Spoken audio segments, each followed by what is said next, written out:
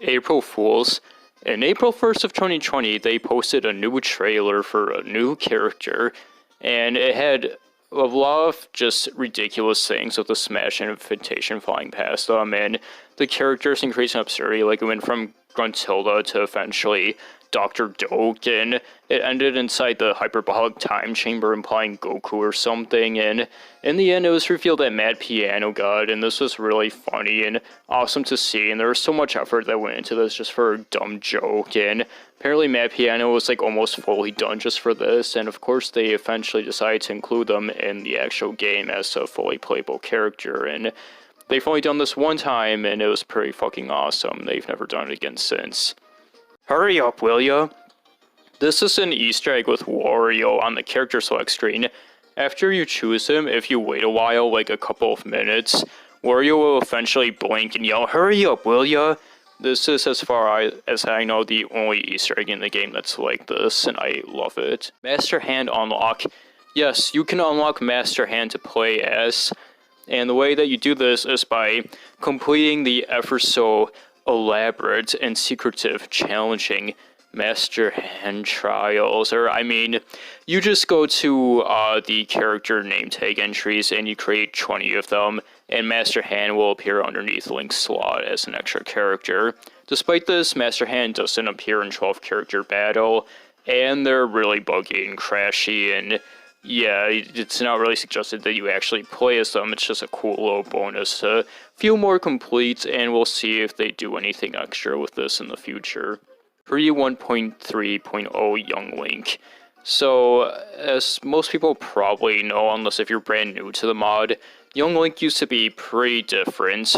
Before this patch, he had the Kokiri sword and Kokiri shield, and he had the regular bomb down special like Adult Link, and he was also just a bit more buffed. Like his down special, I mean his up special on the ground was insane and had a large ridiculous range to it. And then 1.3 just changed a lot of that, like the hitbox on that was made a lot smaller, and they changed his design so that he's more like Majora with the mirror shield and the Razor sword instead. And most cool of it is that his down special was changed to be Bomb Choose, which I like. Also, his grab was changed from the hook shot to just a regular hook shotless grab, kind of like Link in Ultimate, which I find a bit odd because his hook shot was designed after Majora, but then when they made him more like Majora Link, they got rid of the Majora grab, which I don't know. Personally, I am a bit split on this, because I do like the design of the Kokiri stuff better, but at the same time, I do like the Bomb Choose, and I don't know, that's not for me to say, but anyways, good work on that. Supersonic Alt Colors. This is here because usually the alt colors on the characters are just based on other references to games that they've been in and their appearances. However, the alt colors for Supersonic are different, being that it's not a reference to any game, but actually a series, Dragon Ball. I'm sure you've heard of it. And all of his colors are based on different forms of Super Saiyan. The standard gold yellow is pretty obvious. However, then, green is based off of Super Saiyan Berserk or Legendary Super Saiyan. Red is Super Saiyan God. Blue is Super Saiyan, well, blue. Purple is Ultra Ego. And then the silver gray is Ultra Instinct. Final Destination Lights. This is what I've included that comes the closest to just vanilla Smash 64, but I think it's interesting and worth knowing to put on here because of this mod, being that ordinarily in one-player mode, when you face the boss in Final Destination, there's like lights streaming across at the beginning of the battle in the background of the stage, and it looks really freaking cool. However, if you play this on multiplayer mode or anything else, you cannot see these. They do not appear at all, which is really odd and interesting how it's programmed that way, and the explanation that I've heard is that it changes based on Master Hand's health, or Giga Bowser if it's one-player remix, I think they appear on there. And yeah, that's just a really neat, obscure detail. Items don't spawn on how to play. That's just exactly as it says in Oddity, where if you choose the how to play stage, and even if you have items on, none of them will appear, at least as far as I've played. I've never had them appear. And yeah, I guessing it's just some kind of like hard-coded in that they left in for integrity's sake. Remove stages.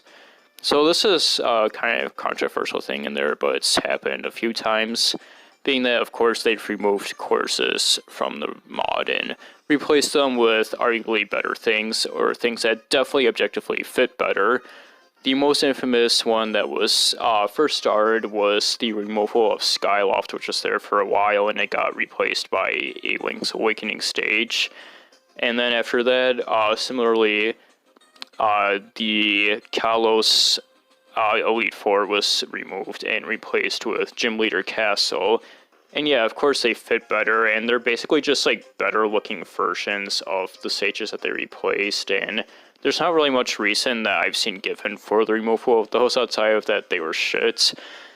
But yeah, I understand it, but at the same time it is just kind of sad to see things removed. And even before all of that, a stage that I see that a lot of people just kind of totally forgot about was that Dr. Mario originally had a completely different unique stage that looked like this, and it was replaced by the Office one that we all know now. And I mean, I kind of like the early one. It's charming. I like the visuals of it, even if it's just like another really basic stage, and I wish they could coexist, but hey, I guess the latter one is more clean looking and complete.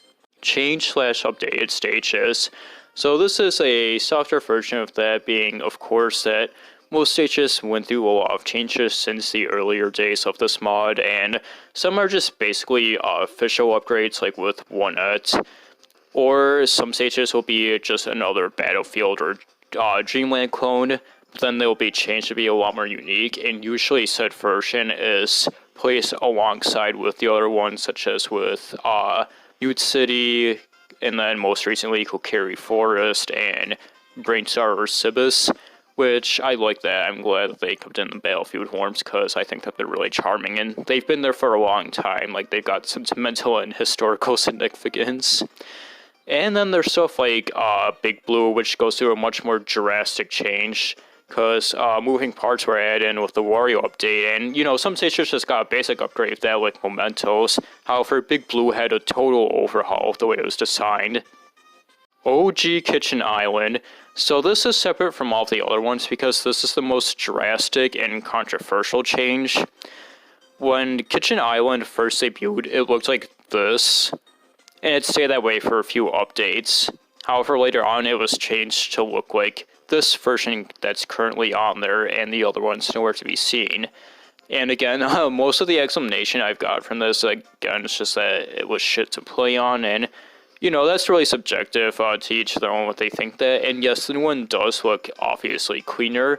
However, many miss the old version of this, wishing that it would come back, myself included, because while the current one is just fine, it's also really simple, while people who miss the old one think that the old one was a lot more creative and unique and charming, with the more unique platforming, and of course the Bulldog helicopter being there is a nice detail, which is totally gone in the new one. And yeah, like, I mean, I still wish they'd bring it back, but I guess if they think that it wasn't any good, then that's just what they think. It's their mod to work on, and that's fine. But yeah, it's a separate entry just for that.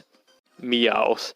In Mewtwo's reveal trailer, Meowth was teased as a character before Mewtwo, of course, came in and broke him, which was expected. Like, it was obvious that it was going to be Mewtwo, and that was just a joke. However, it's interesting since Meowth was a rumored cut character, not confirmed, like Peach and Pit, and then Meowth being the most interesting since, of course, he's the only one who hasn't been playable in Smash Brothers yet, at least. I mean, there's some evidence that he was going to be playable in Melee, which is fascinating, but that's as far as it goes. And some people have wanted them to include Meowth as like an extra low joke bonus character, which I would totally dig. I think that would be pretty cool, and he deserves the spot, but unfortunately, with the mainstream Smash fanbase being a bunch of little shit-eating kids who unironically enjoy mascot horror games, they've annoyed the devs to fucking death to this, possibly ruining any chance of this happening, which is really sad. L Easter eggs. This refers to Easter eggs where if you press the L button as a certain character while doing a certain move, it will change their usual voice clip. This happens with Wario, Marina, and Peppy, with their neutral special, forward throw attack, and up specials respectively. Wario's slang will change to have him say, "Here I go." Marina will change so that she says, "Shake, shake," with her English voice actor. And Peppy will say, "Barrel roll," of course being an obvious reference.